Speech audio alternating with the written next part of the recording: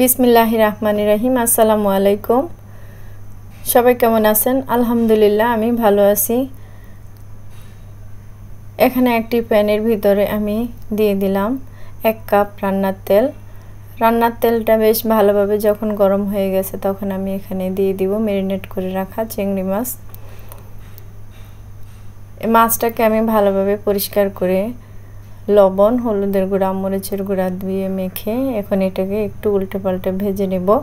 বেশি ভাজবো না, বেশি ভাজলে মাছটা শক্ত হয়ে যাবে, খেতে ভালো লাগবে না।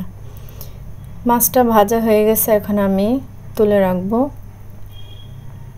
সবগুলো মাছ তোলা হয়ে গেছে। এখন আমি ওই প্যানের ভিতরে আরও একটু তেল দিয়ে এখন দিয়ে দিব 1 কাপ পেঁয়াজ কুচি।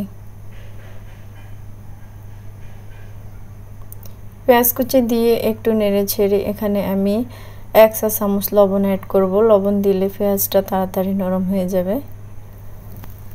পেঁয়াজটা একটু নরম হয়ে গেলে এখানে আমি অ্যাড করব টমেটো কুচি, কাঁচামরিচটা মাঝখান দিয়ে একটু কেটে দিয়েছি।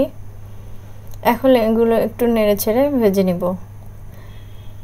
এই পর্যায়ে এখানে আমি মশলা অ্যাড করব 2 চা চামচ পেঁয়াজ বাটা, 1 চা চামচ রসুন বাটা, 1 চা চামচ আদা বাটা দিয়ে একটু নেড়ে চেড়ে ভেজে নিব।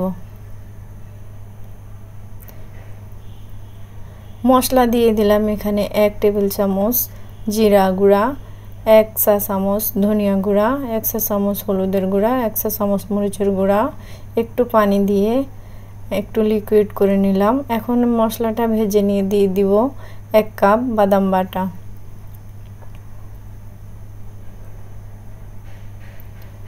বাদাম বাটা দিয়ে একটু নেড়ে ছেড়ে আমি ওই মশলার বাটিটা ধুয়ে আর একটু পানি দিয়ে এই মশলাটাকে 5 মিনিট কষিয়ে নিব ঢাকনা দিয়ে।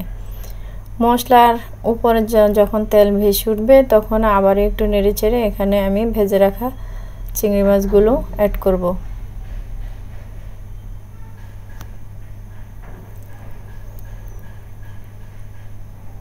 চিংড়ি মাছগুলো দিয়ে একটু উল্টে পাল্টে নিতে হবে, তাহলে সবগুলোর ভিতরে মশলাটা প্রপারলি ঢুকে যাবে। এখন আমি এখানে অ্যাড করব 1 কাপ গরম পানি। গরম পানি দিয়ে একটু নেড়ে চেড়ে ঢাকনা দিয়ে 5 মিনিট রান্না করলেই হয়ে যাবে আমার আজকের মজাদার রেসিপি। এভাবে রান্না করে আপনারা খেয়ে দেখতে পারেন, ভীষণ মজার হয় রেসিপিটি। বাচ্চা থেকে বড় সবার কিন্তু ভীষণ পছন্দের। বাচ্চারা তো এটা হলে আর কোনো কিছু ওদের লাগে না। আজকের রেসিপিটি যদি আপনাদের ভালো লাগে তাহলে শেয়ার করার অনুরোধ রইল। এতক্ষণ সাথে থাকার জন্য সকলকে অসংখ্য ধন্যবাদ। আল্লাহ হাফেজ।